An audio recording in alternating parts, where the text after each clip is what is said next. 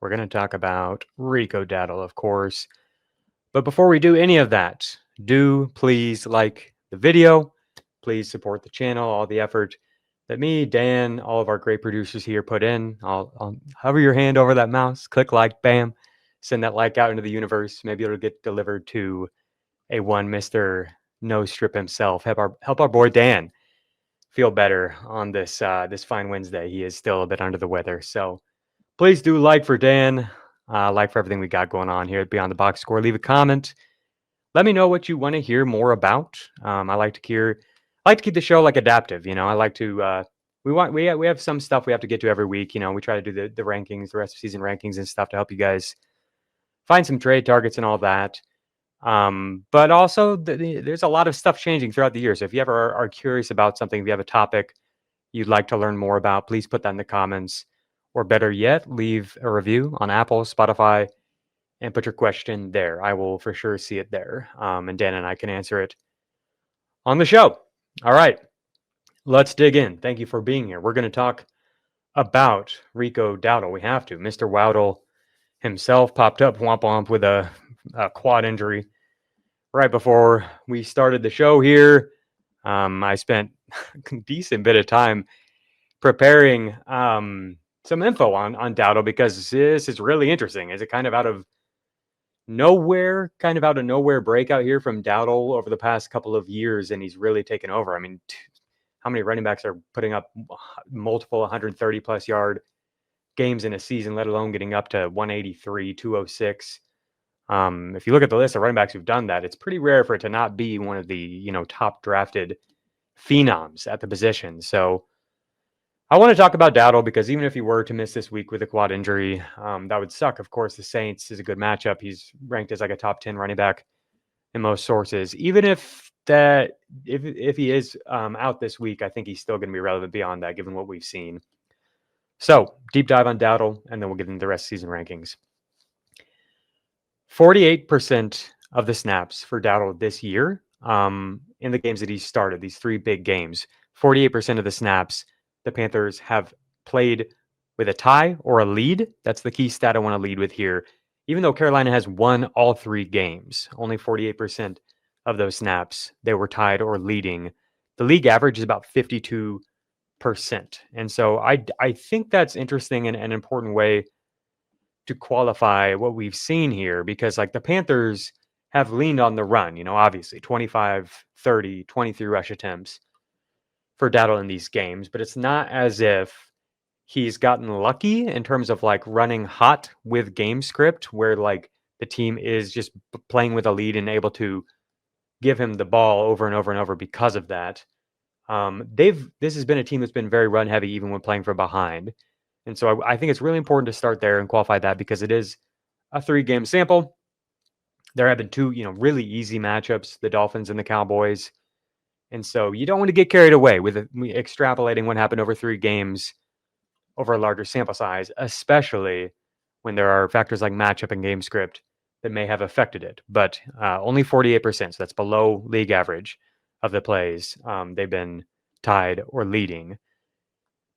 2 of the matchups were really easy. The third one was not. Green Bay. He ran all over Green Bay, even though the Packers stacked the box 32% of the time in that game, which is a very high number. That's like pushing up into the Derrick Henry territory. It's higher than the numbers in any of the other games for him this year. So I think we're starting to see defenses adjust. But does it matter?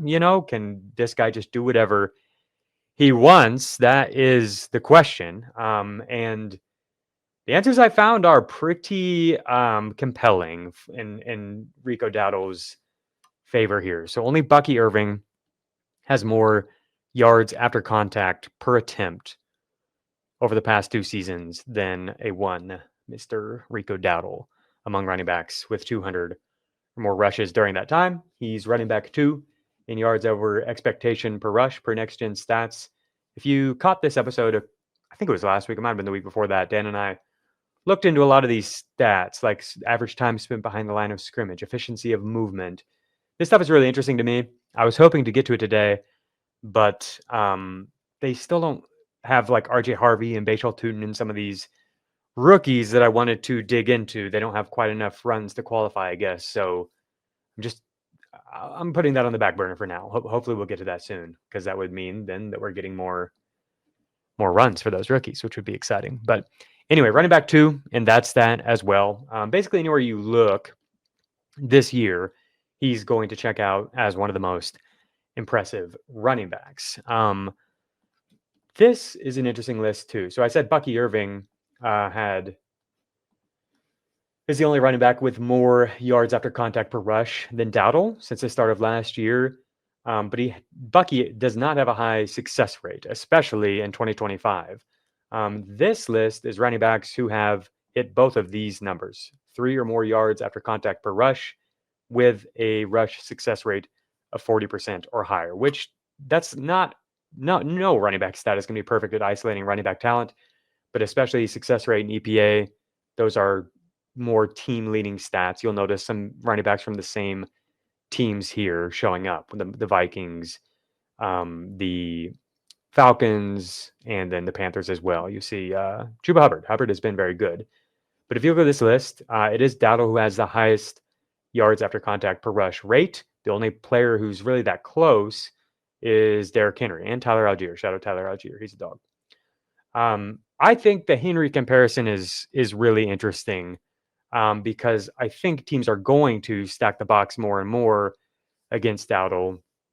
And so if he's able to still find success against that, he's going to be extremely fantasy viable. But if not, then that's going to be a problem. So can he do that? I think the question is, can he be kind of like the Tennessee Titans version of Derrick Henry? And if you look at the two, statistically, they profile pretty similarly in terms of being able to just like get all of these yards after contact. It's been really impressive what we've seen from Dowdle.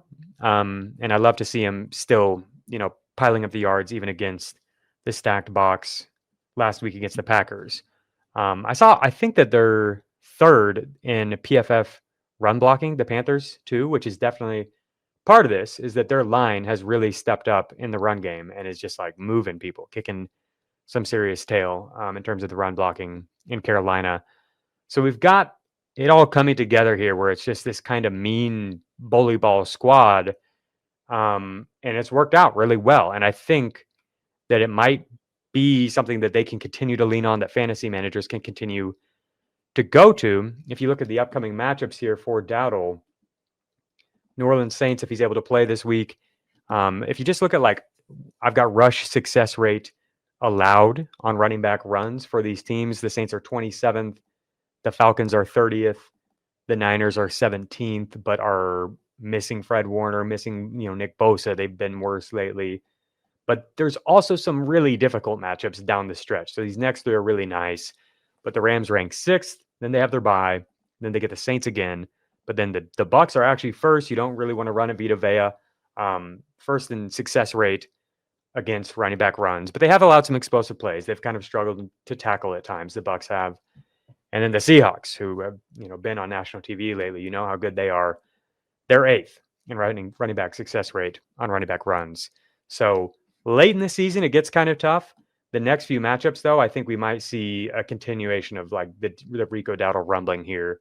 So take that for what it's worth. Maybe he's somebody to sell, especially if we're seeing him start to pop up on the injury report. He could be somebody to sell before the bye week and those tougher matchups. But as for right now, as long as his body holds up, I do think it's going to continue to work. I think this is really interesting. This is scrimmage yards at the running back position since the start of last year during the regular season. He's running back 10. This isn't something new. He had a really good season with the Cowboys last year. He has 2,200 scrimmage yards since the start of last year. He's just barely behind Kyren Williams and James Cook in scrimmage yards since the start of last year. The key difference here, if you can see what I'm sharing on the screen here on YouTube, the key difference is these red zone numbers over here, the touchdown. So it's he's like these guys, Kyren and James Cook, but he's in a much worse offense, right? And so you see over here, Red zone rushes during this time, 89 for Kyren Williams, 73 for Cook, 40 for Dowdle. Way more red zone targets for Kyren Williams. Red zone touchdowns, 22 for Kyren Williams, 18 for Cook, only 8 for Dowdle. So I do think he's a player who you can run an offense through, as crazy as that sounds for a guy who, was he undrafted, maybe a 7th round pick? Yeah, he's a UDFA for the Dallas Cowboys, who wasn't even that good in college. I remember I dug into his collegiate data and I was like, it would be a real surprise if this guy turned into an effective pro, because last year it was like, what the heck can we expect from this guy? It looks like he's going to be the lead back for the Cowboys. He has surprised us and he continues to, so credit to him. Do not doubt this guy is basically where I've arrived with Rico Dowdle. So I want to compare him even further here to Kyren and Cook, because I think it's interesting.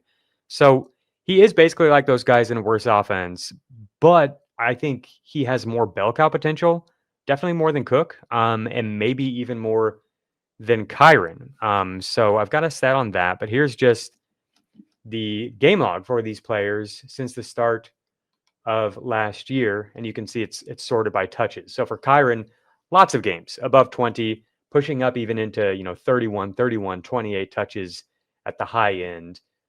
That's basically what Rico's looks like, except he hasn't been a starter for as many games.